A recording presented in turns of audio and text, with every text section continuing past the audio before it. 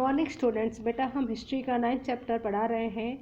तो इसमें है चैप्टर का नाम इंडियन नेशनल मूवमेंट्स, भारतीय राष्ट्रीय आंदोलन के बारे में, जिसमें हमने पेज नंबर 83 पढ़ लिया था। आज हम पढ़ेंगे पेज नंबर 84 पर। ठीक है बेटा। द मॉडरेट फेज, उदारवादी चरण या युग। ठीक है।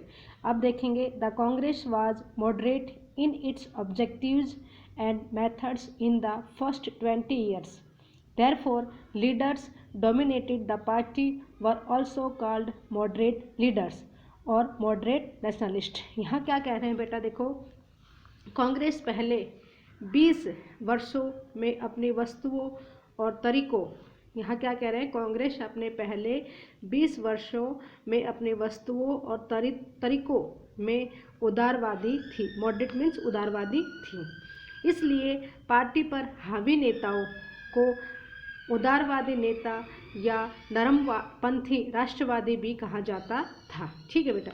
यहाँ क्या कह रहे हैं, इसलिए पार्टी के जो नेता थे, उदारवादी नेता, वो हमेशा जो हावी रहते थे, ठीक है, यानी कि जो हमेशा शासन में रहते थे, उनको नरमपंथी या राष्ट्रवादी नेता भी कहा जाता था। Some important of these leaders were, यहाँ देखो क्या कह रहे हैं,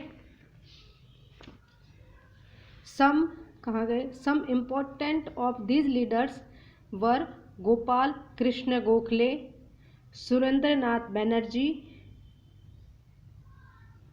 एंड दिनशा वाचा एक्सेट्रा।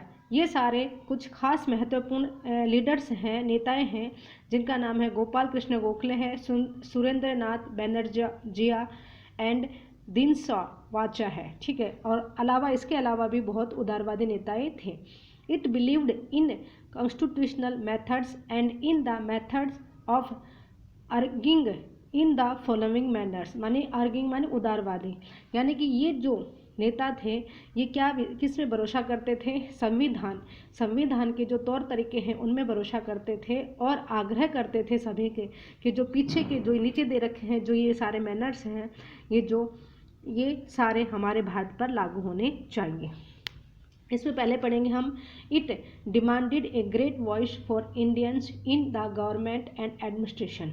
ये क्या कहते थे कि ये चाहते थे कि ये डिमांड करते थे, चाहते थे कि भारतीयों के लिए ये बुलंद आवाज़ उठाते थे शासन के अंदर कि सरकार और शासन हमारे भारतीयों के लिए अच्छी तरह सोचे और भारतीयों के बारे में सोचे। It wanted the legislative council to be made more representative, given more power and introduced in province where none existed। यहाँ क्या कह रहे हैं बेटा, देखो it wanted, ये चाहते थे कि विधान परिषद, लेजिस्लेटिव काउंसिल, विधान परिषद को और अधिक प्रतिनिधि, रिप्रेजेंटेटिव मीन्स प्रतिनिधि मिले और अधिक शक्ति दी जाए, जिससे उन प्रांतों में जो प्रोविंस है, प्रांतों जो क्षेत्र हैं, ठीक है, में प्रांत दी जाए और उन प्रांतों में पेश किया जाए जहाँ कोई नहीं है, जहाँ कोई नहीं था। ठीक है, उसके बारे में कह रखा है।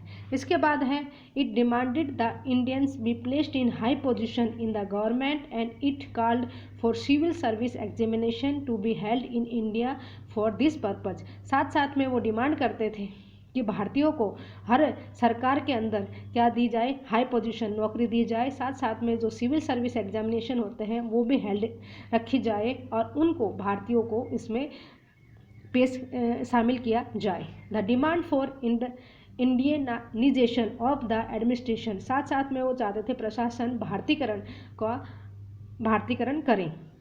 Reduce the drain of wealth to England, साथ साथ में रिड्यूस माने कम करना, ड्रेन माने नाले, जो इंग्लैंड के लिए धन के नाली बहा रहे थे, वो नाली धन के नाले धन भेज रहे थे, वो बंद कर दें। इंग्लैंड में जो धन भेजा जा रहा था उसको बंद कर दें। Repel of the arms act, साथ साथ में जो आर्म्स एक्ट उन्होंने जो लागू किया था वो भंग कर दिया जाए और उसमें भारतीयों को समावेश किया जाए। Freedom of speech and expression, साथ साथ में भारतीयों को बोलने का और अपने भाव व्यक्त करने का फ्रीडम दिया जाए, आज़ादी दी जाए। It demanded the reduction of revenue, cut in military expenditure and more funds for irrigation. साथ साथ में वो डिमांड कर रहे थे कि जो कर है उसको कम किया जाए, टैक्स जो कम किया जाए, जो मिलिट्री के ऊपर जो ज़्यादा खर्चा किया जा रहा है उसको कट किया जाए, और मोर फंड ज़्यादा सिंचाई के लिए ज़्यादा से ज़्यादा फंड इकट्ठा किया जाए। नेक्स्ट टॉपिक हम नेक्स्ट वीडियो में पढ़ेंगे बेटा। थैंक